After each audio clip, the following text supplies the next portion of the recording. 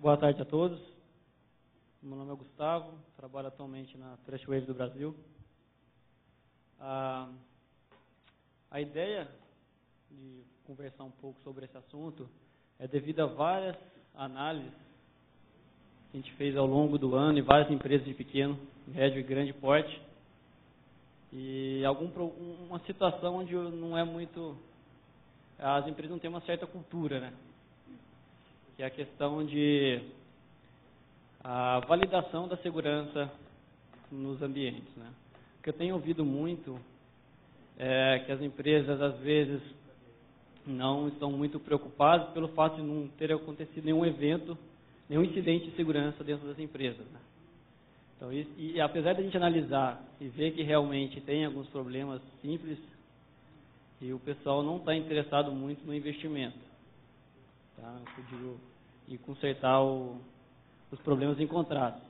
Então, a ideia é fazer uma visão geral e mostrar o que a gente pode fazer para tentar, de certa forma, antecipar os acontecimentos. Isso é uma abordagem, às vezes, bem interessante. Ao invés de deixar, por exemplo, um sistema de forma que alguém encontre aquele problema, de uma certa forma, a gente ter uma proatividade e tentar detectar esse problema antes que ele seja explorado. Dessa forma, a gente consegue fazer o quê? Reduzir o risco.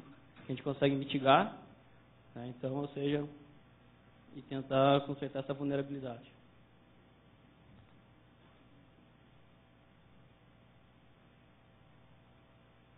E agora?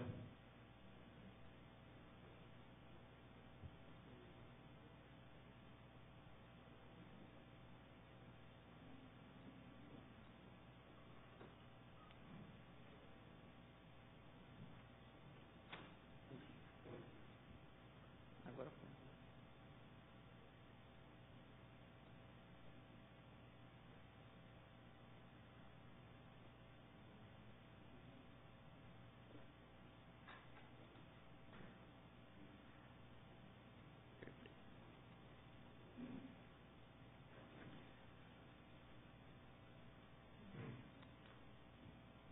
Vulnerabilidade de software. Esse é um tema que eu já venho pesquisando há uns anos, desde quando eu comecei a fazer o doutorado em 2000 e pouco. Interessante é o que eu vejo na realidade agora das empresas. Os problemas surgem, as vulnerabilidades são publicadas, inclusive como o Fred comentou sobre a questão do DNS. O pessoal perguntou por que não é atualizado os sistemas, mesmo sabendo do problema. Realmente, o que eu vejo atualmente não tem essa... Quando não tem o controle do gerenciamento automático de atualizações de sistemas, os sistemas não são atualizados. Pensa, por exemplo, um sistema que tem várias dependências, às vezes. Né? Por exemplo, o pessoal acaba atualizando somente a parte principal, o módulo principal de uma aplicação, e as dependências, às vezes, não são atualizadas. E muitas vezes os problemas estão nas dependências. Lembra do problema quando teve das bibliotecas gráficas, né? A PNG, a JPG, ou seja, todos os softwares que linkavam aquela biblioteca estavam vulneráveis. Então, ou seja, é um problema que surge todos os dias em relação à vulnerabilidade. O que eu vejo aqui, o pessoal não está atualizando o sistema diariamente, ou, por exemplo, à medida que sabe, a Microsoft tem um dia específico que lança seus patches de segurança. Então, o pessoal... Bom, enfim. Perder tempo. Agora, vamos começar a comentar. Quais são os problemas principais que a gente tem analisado aqui nas empresas, por exemplo? Um problema bem crítico, segmentação de rede, tá?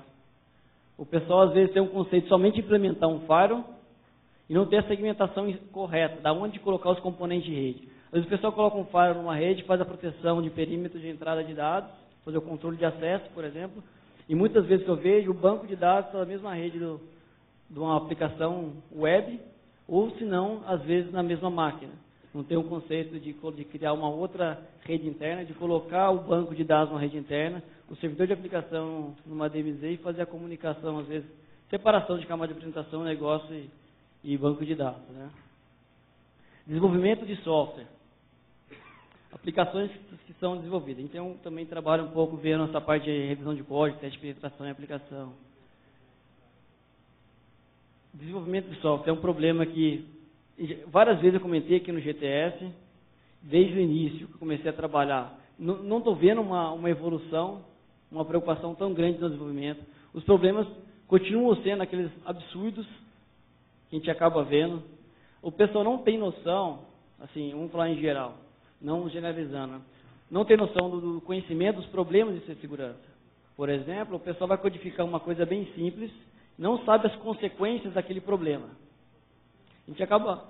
No momento, geralmente, a gente acaba interagindo com os desenvolvedores, conversando com eles, para tentar entender o porquê que uma coisa acontece. E chega um ponto que a gente não consegue, por exemplo, avançar muito a conversa, que pode chegar até um ponto de constrangimento. Tá? A gente sabe que a premissa básica de segurança e desenvolvimento, o pessoal não tem.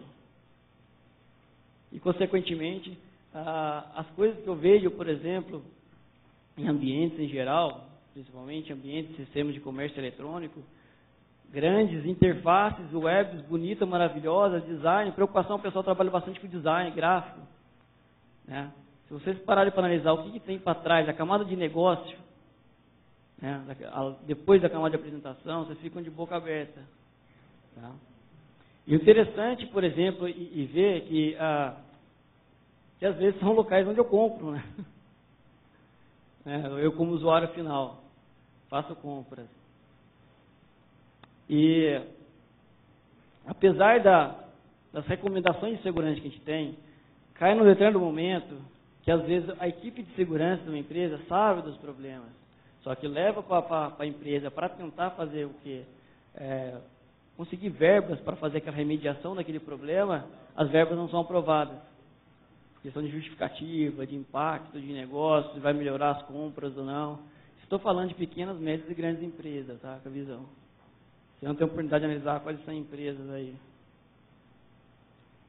Um outro problema também é o uso de credenciais de autenticação. Às vezes tem um sistema lá que tem gerenciamento de usuários e o próprio sistema não provê, por exemplo, um mecanismo de fazer uma autenticação forte. Esse conceito de você deixar aí, às vezes, o usuário definir uma senha, isso não funciona. Tá? Então, ou seja, esse é um ponto que a gente trabalha muito para quem desenvolve, de prover mecanismos, de fazer com que o sistema, de certa forma, tenta ser autossuficiente, tentar ou gerar uma senha aleatória, ou forçar o usuário a tentar escolher uma senha. Mesmo que, de certa forma, eu vou falar até uma besteira que muita gente vai me crucificar, mesmo que, de certa forma, ele pegue uma senha forte, às vezes, e coloque, pregue no teclado, isso é bem melhor do que o cara escolher uma senha fraca e deixar exposta à internet. Se fosse para optar entre as duas coisas, eu prefiro que o cara escolha uma senha forte e pregue no teclado. Pelo menos a gente tenta fazer o controle de acesso físico ao teclado da pessoa. Colocando uma senha fraca na internet, isso é muito fácil fazer um brute force e tentar descobrir essa senha. Né? Então, ou seja, é uma mitigação de risco. Tudo depende do investimento que a empresa quer dar. Né? Um outro ponto também, o que dificulta muito, às vezes, a análise forense. O pessoal não tem o costume de fazer a geração de logs adequados. Um conceito simples, de fazer um centralizador de log, exportar os logs, não importa, coloca uma máquina livre, rodando esses logs, máquinas Windows, exporta os logs do EventViewer para um sistema syslog e armazena esses logs. E lá você consegue fazer um correlacionamento, colocar até uma ferramenta que detecta intrusão baseada em log. Não tem um costume. E às vezes os logs que eu vejo são logs de parâmetros de default do sistema operacional. Uma coisa que é importante, por exemplo, registrar as operações que o administrador faz. Todas as operações, pelo menos administrativas. Configurar o sistema operacional para ter um nível de detalhes maior. Seja ele Windows, seja ele Linux. Né? Ou Unix em geral. E o conceito, uma coisa que a gente vai comentar bastante, é a questão de teste de penetração. Seja ele interno, externo, teste de penetração físico, algumas coisas envolvendo talvez revisão de código. Situação atual, essa é a fotografia do meu ano como consultor de segurança, analisando as empresas. Problema de desenvolvimento de software. Batata isso. Tá? Então, se vocês, como eu disse, analisar a camada de negócio, vocês vão ver se vocês ficam arrepiados. Problema de arquitetura de rede. Fazer a divisão, segmentação interna de rede, criar também uma rede interna. Às vezes o pessoal preocupa somente com a borda, Não preocupa, não tem uma segmentação interna da rede, por exemplo. Criar uma rede interna de servidores, isolar, preocupar com os ataques internos. Porque muitas vezes o pessoal esquece o seguinte. Às vezes você de fora da internet, quando faz um teste de penetração, entrar dentro da rede, às vezes é muito difícil, devido a algumas barreiras. Pega um sistema de operação bem configurado, não tem uma aplicação web, só tem um servidor web, por exemplo. Digamos que o servidor web fica na prostituição. Não tem uma vulnerabilidade pública, não tem o que você fazer. Você não tem uma vulnerabilidade pública, você não tem um exploit para explorar, e não tem uma aplicação web que você pode mexer na aplicação web e tentar explorar aquela aplicação, não tem muito o que fazer. Tá? Agora, se você explorar o cliente e fazer com que o cliente conecte na sua rede, batata. Inclusive o Web comentou, aeroporto, avião, laptops do aeroporto, entrar numa rede, pô, pega uma passagem de avião, depende do nível de detalhe de informação, vai viajar junto com um cara que é administrador de rede por aí no sistema, pega um avião, aproveita que o cara tem uma rede sem fio no mesmo avião, tá, explora o laptop da pessoa e faz com que quando ela conecte na internet, ela faz uma conexão de volta com o servidor seu. Aí depois você faz o quê? A conexão de volta. O lado do seu servidor está dentro da empresa da pessoa. Ou seja, tem um lado do usuário que o pessoal não se preocupa, que é esse lado que é muito explorado. Tá? Então, que entra numa questão do problema de configuração de sistemas.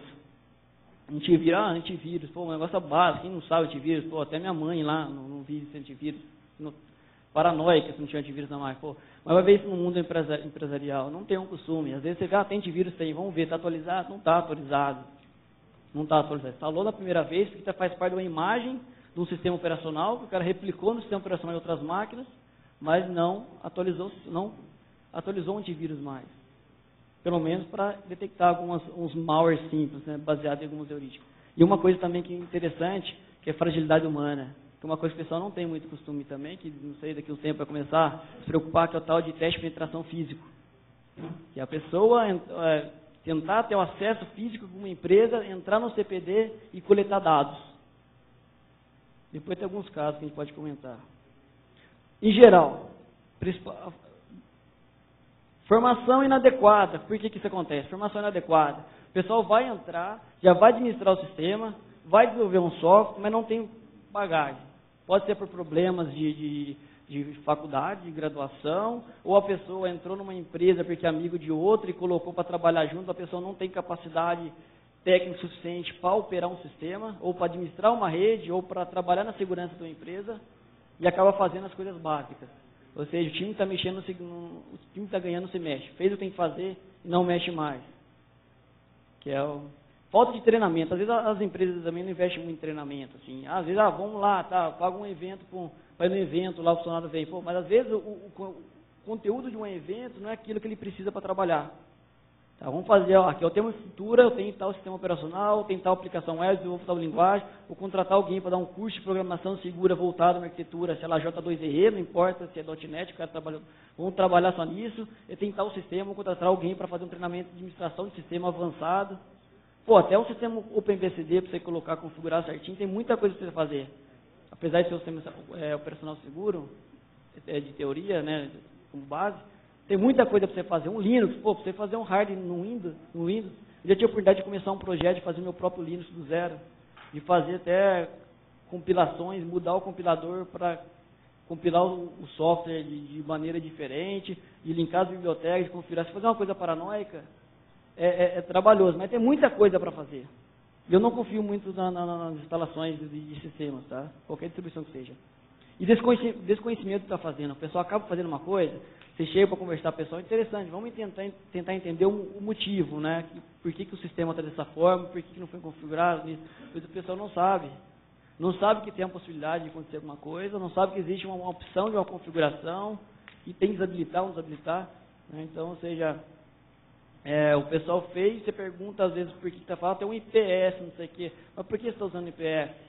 Você está colocando IPS onde não faz sentido nenhum. Então o IPS não está operando da maneira que tem que operar. Tem um IDS, legal, o ideal tem um IDS onde está. Está pendurado numa porta do switch que não está capturando nada. Ou seja, sabe que tem que colocar um IPS numa rede, coloca numa porta no switch, não faz um espelhamento de porta, não faz nada. Investimento em segurança. Nunca tive problemas. A resposta, que eu não falo isso, né, para nenhum cliente, né, mas a resposta básica é por sorte.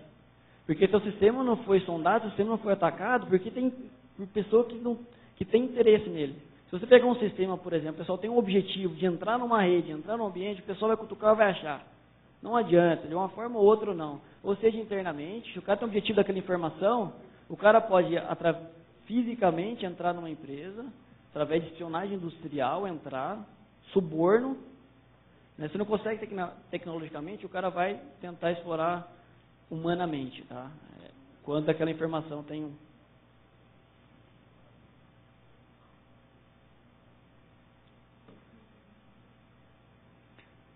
O que é importante nesse cenário para a gente conversar em relação à antecipação dos acontecimentos?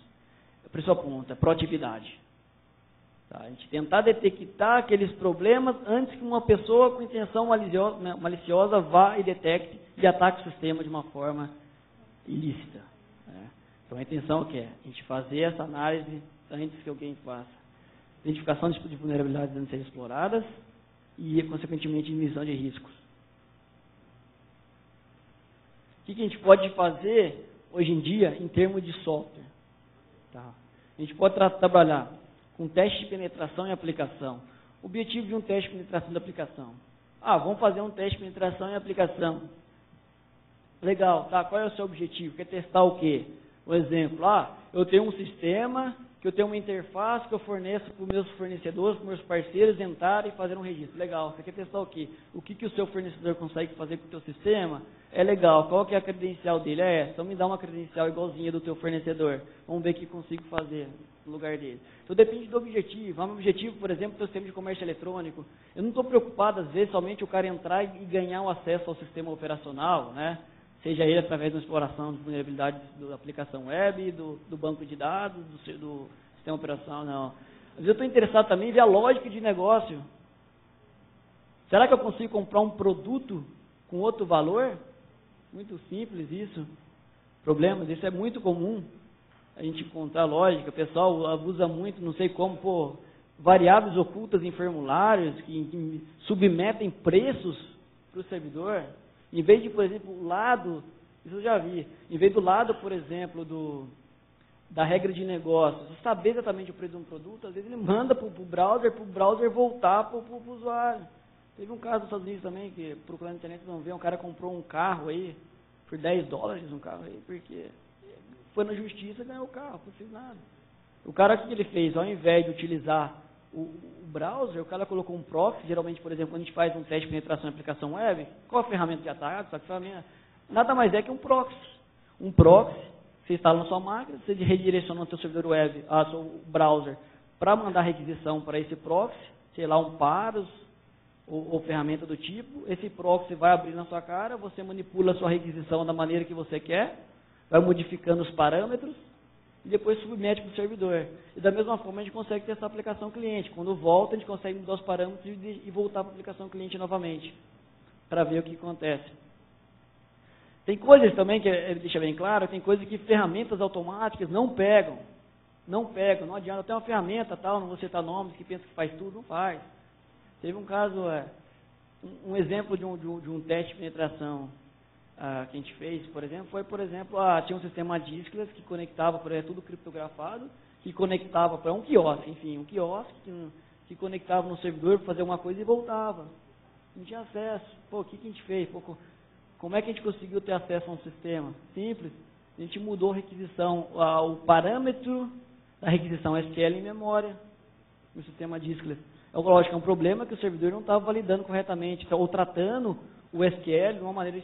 Mas como é que você fez? Um sistema entrou normal, interceptou a comunicação da memória, mudou um parâmetro do SQL, que o sistema cliente já fazia a requisição SQL inteira, mudou a requisição SQL num sistema, mandou a própria aplicação, cifrou com um sistema de criptografia ultra, super moderno, que não importa o que seja, não importa para onde esteja essa chave, pode estar utilizando o HSM, o que seja, mas a aplicação é vulnerável, jogou a requisição web para o sistema foi lá, teve acesso ao operacional. Problema de configuração, por exemplo, muita gente não desabilita aquelas procedures que você executa comando de sistema operacional no banco de dados. Primeira batata, o cara vai lá e chama essa procedure lá, por exemplo, do SQL Server, o XP, underscore lá, CMD, por exemplo, você executa um comando de sistema operacional na máquina, Através da aplicação web, você tem acesso ao sistema operacional. Pô, vou preocupar se o Windows está vulnerável, atualizado, se eu tenho um patch para Linux. Não, eu exploro uma vulnerabilidade de uma aplicação web, eu tenho acesso à máquina. Passei por firewall, passei por tudo. Às vezes eu tenho um firewall de aplicação legal, mas como é que esse firewall de aplicação está configurado? Tem N maneiras da gente codificar a mesma informação. Seja por ASCII, seja por hexadecimal, seja por algum outro tipo de codificação, seja por chamada de função, por exemplo, SQL. Eu não vou mandar uma requisição, eu chamo um procedimento do SQL e mando ele imprimir os caracteres para mim. E que não faz sentido nenhum para a aplicação web isso. Mas quando manda para o banco de dados, ela sabe o que está fazendo. Ele vai lá e reconstrói aquela chamada baseada numa função que eu chamei do próprio banco. Vou ter um exemplo depois. A revisão de código, que a gente chama de caixa branca. Pegar um código fonte, por exemplo, e analisar. Problema, primeiro ponto, começa pelo conceito interessante fixar qual é o conceito de vulnerabilidade. O sistema é vulnerável. Vulnerabilidade nada mais é que, eu vou falar para vocês sobre segurança, mas é bom para reforçar, uma vulnerabilidade nada mais é que uma violação implícita ou explícita de uma política de segurança. O meu sistema é vulnerável, mas vulnerável baseado em quê? O que é? Se você tem um sistema interno, por exemplo, que todo mundo pode fazer o que quiser na máquina, se o cara entra na máquina, por quê? O cara explorou alguma coisa? Qual que é a diferença do cara explorar uma vulnerabilidade no sistema operacional, que tem acesso à máquina, ou um sistema compartilhado com todo mundo, que não tem nem senha, não tem nada? Diferença nenhuma. Então não adianta o cara explorou. Então, ou seja, tudo depende, por exemplo, do que você quer procurar. No código é a mesma coisa. Seja qualquer abordagem que a pessoa tenha. Essas ferramentas automáticas procuram problema, tudo bem, eu recomendo o pessoal passar para fazer um parser no código, procurar algumas coisas básicas, assinaturas de FUIC, procurar por umas assinaturas inseguras que o pessoal não deveria utilizar. Mas, por exemplo, tem coisa que ferramenta às vezes não pega. Lógica, nunca. Por exemplo, vamos falar nunca, não. Às vezes pode ser um sistema com inteligência artificial, por exemplo, que consegue substituir esse conhecimento humano aí. Mas, por exemplo, procurar por lógica. Às vezes, por exemplo, tem uma variável lá procurando no código que não está escrito produto, ID de produto, não. Está escrito ABCD, EFG. Não faz sentido nenhum. Não adianta você fazer um parser, por exemplo, por uma expressão regular e procurar por isso. Se você não entender o que serve aquilo, às vezes tem 0. O que acontece se eu mudar para 1, mudar para 2? Então, numa revisão de código, já consegue traçar esse fluxo de informação desde as entradas. Não importa. É importante a gente mapear essas entradas e chegar até o sistema. Entrada seja qualquer tipo de entrada. Seja via socket, seja via teclado, variável de ambiente, arquivo de configuração. Isso é muito comum, por exemplo. Isso não foi um teste de penetração, não. Estava fazendo uma revisão de uma aplicação normal, né? Eu só fui dar uma dica de programação segura para um cara, né? Interessante. Muda o seu parâmetro de configuração dessa maneira, assim, tal, uma variável tal, igual alguma coisa. No arquivo de configuração, batata. A aplicação foi lá e travou, né? Porque era um problema de buffer overflow mesmo, né? Mas, ou seja, no arquivo de configuração mudou. É interessante, por exemplo, uma vez eu dei uma apresentação sobre teste de caixa preta, que não viu, tem uns comandos que no GTS mesmo aqui, tem uns comandos do próprio sistema operacional que você consegue fazer. O que acontece se pegar uma aplicação e passar um /dev /random com um arquivo de configuração, mandar ela ler? Se a aplicação não validar, vai travar a batata, é arquivo aleatório, fica mandando. Se ela travar, você sabe que tem um problema, depois você vai lá e cutuca o problema. Então, a revisão de código importante é isso, analisar, ver a lógica, qual é o problema, procurar, analisar as entradas, ver se explora, se não explora, fazer correlação entre módulos, chamada de biblioteca ou não, fazer uma intercepção de uma biblioteca com outra, ver como é que está. Ou fazer a abordagem que a gente chama de gray box, né, que é a mistura de você fazer a depuração. Você coloca os breakpoints no teu código, onde você quer chamar, executa a aplicação, passa os parâmetros e depois você vai fazendo passo a passo, analisando o fluxo de informação no código, que a gente chama de gray box, mistura do black com white.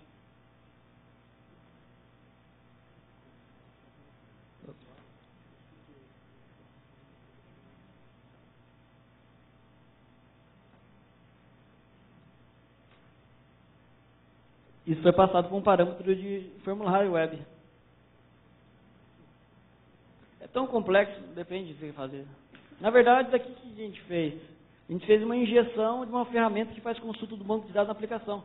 Para que ficar explorando SQL injection toda hora se eu quero fazer um teste no banco? Através de um formulário, a gente está criando uma ferramenta dentro do sistema chamada DBQuery. Opa! É pegadinha, hein?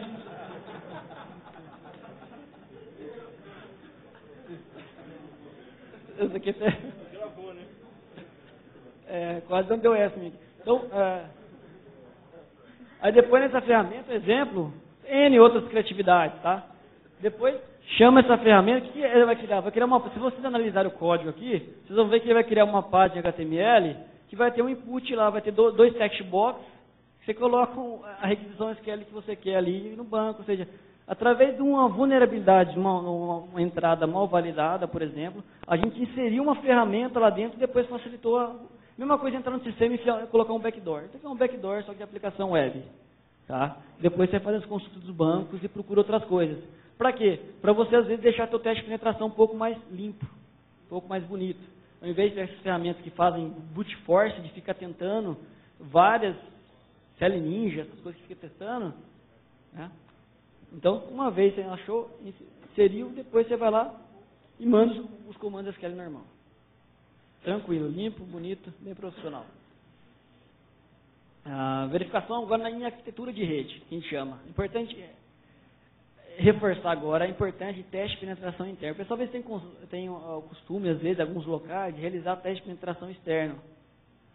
Vamos ver se alguém de fora consegue fazer dentro da rede. Mas pera aí, nunca esquecer que é importante também realizar teste de penetração interno. Vamos ver, por exemplo, o que acontece com um usuário normal, conectado a um ponto de rede. Um usuário normal com acesso a uma rede sem fio, por exemplo, o que ele pode fazer dentro da rede? Um fornecedor, um parceiro, algo do tipo, por exemplo, né? Eu tenho um link privado, por exemplo, com um parceiro. Legal, então vamos se passar por um parceiro de você, eu vou sentar numa máquina, se passar por um operador, e vamos ver o que o cara poderia fazer na sua rede. Teste de penetração. Será que o cara consegue acessar somente aquelas aplicações necessárias para o negócio, ou o cara consegue fazer um pulo e navegar pela sua rede inteira? Quiosque também, supermercado, de empresa aérea, por exemplo, uma rede que o cara consegue fazer através daquele negócio. Será que o cara consegue pular para uma rede do aeroporto? Então é interessante identificar componentes ocultos. Interessante, uma historinha também de teste de penetração. Coisas também que você gosta, ferramenta automática não vai pegar. Teste de penetração no ambiente, rede legal, tá? Isso era um teste de penetração interno. Rede segmentada na rede, bonitinho, por falha, controle de acesso, não conseguia entrar em nenhum momento. Né? Aí qual que era a maneira? Analisando, cutucando uma rede sem desistir nunca, não vou sair daqui sem conseguir nada. Analisando, opa, tem um NT paradinho ali, nada a ver, cara, um servidor de impressão. O que um servidor de impressão ali vai me ajudar para entrar dentro de uma rede onde tem os grandes sistemas de uma empresa? Batata. Entrou, pegou, arquivo de senha, craqueou, mesmo usuário, mesmo senha. Batata. Entrou, autenticou no sistema normal, com o usuário e senha de administrador do NT que estava local, esquecido, que era conectado a uma impressora, que antes era um controlador de domínio. Então, tem coisas, por exemplo, que é importante, às vezes, o teste de penetração, uma coisa assim, tem que ter uma estratégia, tá? Não é coisa que, por exemplo, o pessoal vai fazer uma ferramenta, entendi, eu sei atacar sistema, eu sei que tem que pegar um exploit, pegar um meta-exploit, um core impact, um canvas, por exemplo, colocar, mandar procurar tudo. Não, essas coisas não substituem a inteligência humana. E você ter o feeling, você analisar, procurar, entender, entendeu as impossibilidades, acreditar no impossível. Não desistir, vamos tentar fazer uma coisa ali, cutuca ali para pegar uma informação dali para pular no outro, né? Isso é bem não substituir. Tá? Fragilidade humana, que é o teste de penetração física. Tem um caso que eu fiquei de boca aberta, um camarada da Trustwave lá dos Estados Unidos, por exemplo, o cara conseguiu entrar no banco dirigindo um carro forte, que era um teste de penetração no banco. O que o maluco fez, não tem ideia. Mas o cara que passou por motorista conseguiu entrar dirigindo o caminhão com dinheiro. Entrou no banco. Porque a ideia desse negócio é provar que o processo está errado em algum momento. Porque não adianta falar o que era o processo às vezes. Ficavam analisar porque não tinha um controle de acesso lá dentro, por exemplo, para verificar se o funcionário, o motorista naquele banco, por exemplo, era cadastrado, analisou, vê o motorista, vamos ver sua foto, mostra o documento, vamos ver de onde você está vindo. Se tinha uma requisição de motorista vindo de tal, de origem por destino, tem um processo. Se não tiver um processo bem definido, aí que o pessoal explora. Porque se canalizando, qualquer lugar, até, por exemplo, você vai comprar alguma coisa, processo de negociação. Né? Mineiro é bom, sou mineiro, né? Negociar com a gente mesmo. Mas às vezes você vai analisar no local, você sabe que tem algumas maneiras de você negociar o que você quer. Normal, processo de compra. Porque você consegue ver que do comportamento humano, tem alguns momentos que você consegue, às vezes, usar isso para o seu favor. Mas não é fazendo maldade, estou falando, não. Você saber conversar. Você está no local, você sabe que a pessoa tem um interesse em alguma coisa, pô, puxa conversa com ela alguma coisa. O cara tá com camisa de futebol, pô, torce pro time adversário, não importa. Naquele momento é você torcedor do mesmo time. Conversa aqui, cria um vínculo de amizade, interesse. Pô, o cara é bacana, vou dar um descontão para ele. É mais ou menos assim. A vida, em geral, todo mundo é movido a interesse. Seja o que for, é interesse. Se você souber qual é o interesse da pessoa, você vai lá e explora aquele interesse. Né? Momento, até com mulher, né? Tem aqueles livros, Arte de Conquistar, aqueles negócios. Pô, se você demonstrar, você pode ser um cara muito feio, mas se você demonstrar que você é um cara simpático, tem um interesse, pô, você acaba conseguindo aquela mulher que você queria, mesmo sendo um cara feio. O cara bonitão, o cara não sabe conversar, mas o cara feio vai lá e viu interesse, a mulher só toca violão. Eu também sei, então vamos sentar junto, cantar música legal. Então é mais ou menos por aí. 3? Não, essa vez eu não consegui ficar no tempo. É mais ou menos por aí, né? Se você souber o interesse, é aí que você vai cutucar. Então, ou seja, a percepção. Tem para quem quis livros, né? Linguagem corporal, né? Que é arte da conquista, né? Conversando com a mulher. Se ela cruzar a perna para o seu lado, está interessado. Cruzar para o outro lado, muda de assunto, porque não está dando certo, cara. Né? Não tem uns negócios assim? As teorias aí funciona. Funciona. Então, sei lá. Sou casado, não vou mais nada. Engenharia social. Engenharia social, né? Em termos de segurança, a gente fala, né? E quando a gente fala de teste físico, não é dar uma dimensão impossível, não. Descer de paraquedas, entrar no... Não é isso. Né? O cara entrar com super ferramenta lá, fazer lockpick numa porta aí, não é isso. É tentar identificar o processo, explorar a fragilidade no processo, tá? Esse é o objetivo. Porque tem certas coisas que a política de segurança, tem coisas que a tecnologia não resolve. Tem a parte de políticas, a parte de procedimentos. Aí, ó, tudo certo. Então, o que eu tenho para concluir essa história aí? Tá? É interessante o pessoal assim, ter essa... Mesmo que a gente trabalha com segurança, a gente administra uma rede, é legal, mas vale a pena contratar uma empresa assim para validar o nosso serviço. Isso não quer dizer que insegurança, não. Isso faz parte. Que às vezes, por exemplo, segurança chega a certo ponto que é subjetivo. Você faz o que você sabe fazer, mas às vezes tem um cara que sabe mais do que você. E aquela parte, a diferença entre o cara sabe e o que você sabe, é que o cara vai explorar. Né? Ou teste de penetração, fazer por empresas diferentes, por vez, né? Tudo depende, não depende necessariamente da empresa que está fazendo. O teste de penetração depende do profissional que está executando. Né? Porque a empresa só vai levar o profissional, né? O conhecimento humano da pessoa. Abordagens proativas. Vamos procurar os problemas antes que alguém encontre-os. Isso que é bem interessante, a gente ter, às vezes, uma mentalidade que chega um ponto em que... Passei anos também trabalhando aí com o projeto HoneyNet, administrando o sistema Honeypot, né, desde o início desse projeto. Eu vi ataque ao sistema, worms atacando, fragilidades, e eu estava desde o primeiro Honeypot pequenininha, hoje tem milhares, né? E a gente acompanhou essa evolução, sabe que o ataque está aí, conseguiu identificar, por exemplo, crime organizado, pessoas com interesse, máfias envolvidas nesse processo, comercialização de máquinas. Eu troco uma senha de uma máquina com outras máquinas, talvez isso ninguém falou publicamente, mas não nada grave isso, mas eu troco uma senha de uma máquina numa HoneyNet, por exemplo, com uma senha de administrador, uma senha de administrador de outra máquina. Então eu tenho interesse, já vi comércio, o cara vem trocar número de cartão de crédito por senha de máquina. Tem interesses aí, então, ou seja, e o pessoal quando tem interesse vai cutucar e vai achar. Então vamos achar antes que eles. E, enfim, o que é importante, assim, para concluir, é ter políticas e procedimentos bem definidos, implantados, né, obviamente. Porque aí, vamos verificar, vamos pensar, por exemplo, processo de auditoria. Vamos fazer auditoria de segurança. Pô, auditar o quê? Verificar o quê que você quer? Vou ver se eu estou seguro. Está seguro baseado em quê? Por exemplo, vamos começar da onde? Como que você trabalha? Qual é o seu dia a dia? O que a sua empresa faz? Qual é o negócio? Não sei o quê. Como que você gostaria que a sua empresa trabalhasse? Qual é o procedimento? Né? O que o seu usuário pode fazer? Qual é o papel do administrador? Tem perfis diferentes? Vamos analisar o processo e depois uma vez tem uma maneira de a gente explorar isso daí.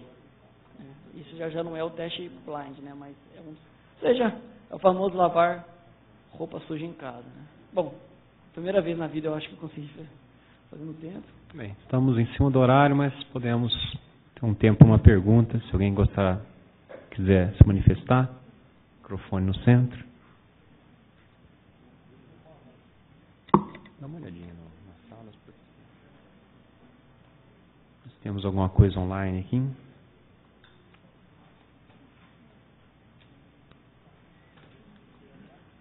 Gustavo. É Gustavo AT&T. Só fazer um comentário aí. Geralmente o pessoal, você citou bastante de segmentar a rede, colocar o Firewall, fazer uma DVZ e tal, e etc.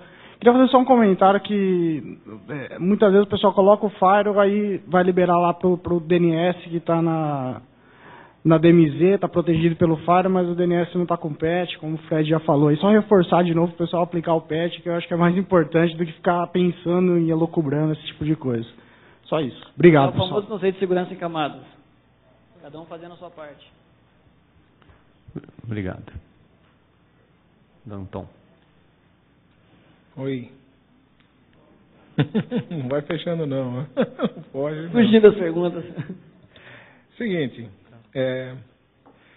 normalmente eu acho que existe alguma coisa em comum entre políticas de segurança e qualidade. Quer dizer, você tem notado alguma correlação em casos reais, em empresas ou instituições, que tem, por exemplo, programas de qualidade tipo ISO 9000 com as suas políticas de segurança? Não estou falando na norma inglesa, aquelas coisas, tudo que eu acho que aquilo é complicado demais, mas uma coisa mais simples. Quer dizer, existe alguma relação entre práticas de documentação e traçabilidade nos processos da empresa e a segurança de informação, o uso da internet, etc.? Isso tem se visto na prática? Posso ser um pouco mais radical? Tem visto pouco política de segurança. Não tem nem preocupação, que eu vejo muita parte de tecnologia, mas não tem falando porquê, não tem nem a política, nem para julgar a qualidade. Documento escrito. Ainda que o cara tenha às vezes tem, por exemplo, o uso adequado de recursos computacionais, sabe? Que o usuário assina lá, que a internet é só para uso profissional, sabe? Bababá, uma página, sabe? É o máximo. Isso na grande maioria.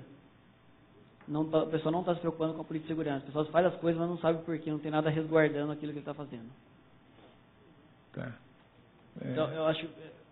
Mas a pergunta era a seguinte, se você tem visto, por exemplo, uma empresa que tem dentro dos seus procedimentos uma política de qualidade, se ela tem alguma coisa melhor no que toca a segurança, mas acho que você está bem pessimista. Não, mas eu posso dar um exemplo, tentar responder. Tem casos também, por exemplo, em termos de qualidade, que processos, por exemplo, que é muito importante, gerenciamento, às vezes, de configuração, processos de mudança. O pessoal tem, às vezes, a modificar alguma coisa, o pessoal tem comitês que fazem análise de impacto, leva se vai fazer aquela mudança ou não. Tem pessoas de várias áreas, analisa, tem uma requisição, vai, implanta, por que foi feito. Até uma simples regra no Firewall passa por um processo de análise, revisões periódicas em regras de Firewall. Tem gente que se preocupa um pouco, assim. Agora, em relação com norma, não sei te dizer, tá? Assim, a pergunta específica. Obrigado, Danton. Então, vamos agradecer ao Gustavo pela apresentação. Obrigado.